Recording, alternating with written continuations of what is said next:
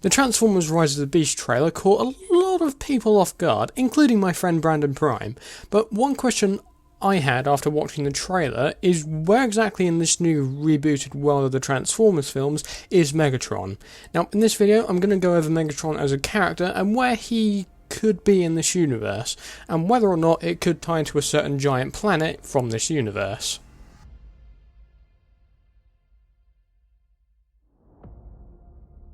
So Megatron as a character is quite simple. In a majority of the Transformers media, primarily Generation 1, Bayverse and a couple of the animated shows, Megatron himself has been the leader of the Decepticons. In my opinion, one of the best depictions of Megatron post-Generation 1 is Transformers Prime. Along with the Bay films, these were the pieces of Transformers content I kind of grew up on. The Bay films for me kind of butchered Megatron as a character, and sure, he might have looked cool. The Last Knight design, in my opinion, is very much my personal favourite. The character himself is almost unrecognisable from his G1 counterpart, where he transforms into a pistol. Right. However, for the new continuity that started with Bumblebee, we have so far not seen Megatron in any instance. However,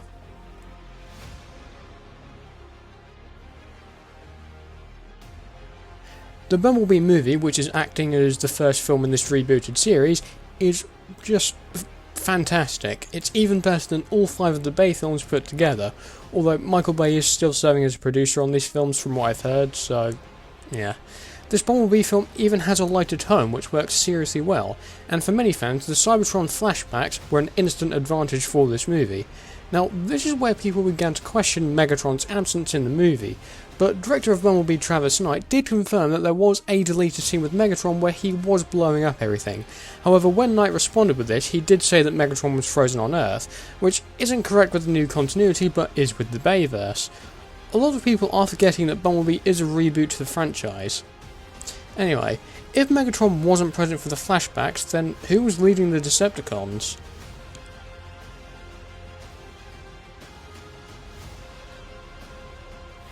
Now, assuming that the Decepticons are going to show up in Rise of the Beast in some capacity, then the question I, and maybe a few others might have, is who's leading them?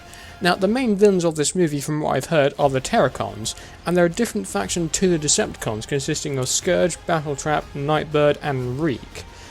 I haven't done too much research on the Terracons. From Transformers Prime, as far as I remember, they were basically a bunch of zombies that were exposed to Dark Energon, I think. I'm not entirely sure. Anyway, these Terracons are very much not the Decepticons, and if they're appearing in this movie, who's going to be leading them? Now, after conducting some research into Generation 1 lore and a couple of other Transformers shows, my theory is that the new Decepticons leader might be Shockwave. Now, I say Shockwave because it's been said that he could lead the Decepticons if anything ever happened to Megatron, and I could see that. Shockwave was a major factor in Transformers Prime, and could have definitely led the Decepticons had Megatron been killed earlier in the timeline. Plus, we did see Shockwave appear in the opening flashback, so this could add some more fuel to the fire that Shockwave is the current leader of the Decepticons.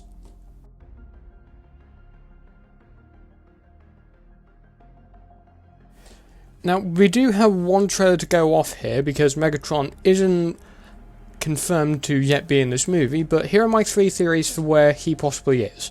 Firstly, Megatron's dead. That wouldn't work because the fandom would probably write if that was to happen. Number 2, Megatron is lost in space somewhere. I'll get to that later. And number 3, the movie will save him for a huge reveal.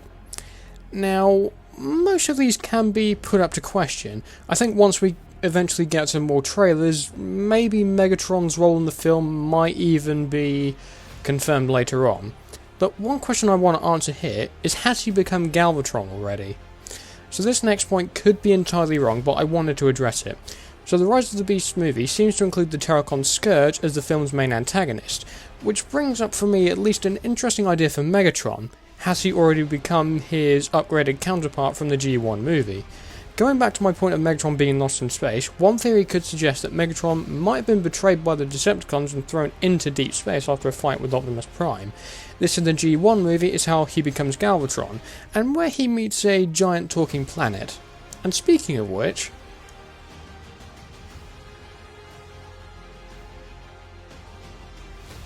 So Unicron is one of the most powerful characters in the Transformers universe. He's the brother to Primus, aka Cybertron, and basically wants to destroy everything in his path.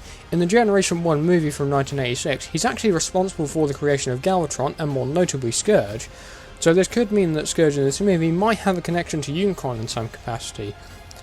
And this movie also seems to be painting Scourge in a similar character to Lockdown from Transformers 4, which I think would work in my opinion, since Lockdown wasn't the worst part of Age of Extinction. There's a lot about the Bay films that I really don't like. But in the G1 continuity, if Scourge was created by Unicron, then in this new continuity, this could mean that Scourge has a connection to Unicron in some capacity. We don't exactly know what that probably could end up being, but my best guess is, if Scourge is acting more or less like a bounty hunter, similar to Lockdown, then he might want to kill Optimus. Maybe Unicron wants Optimus dead so the Matrix can essentially be destroyed.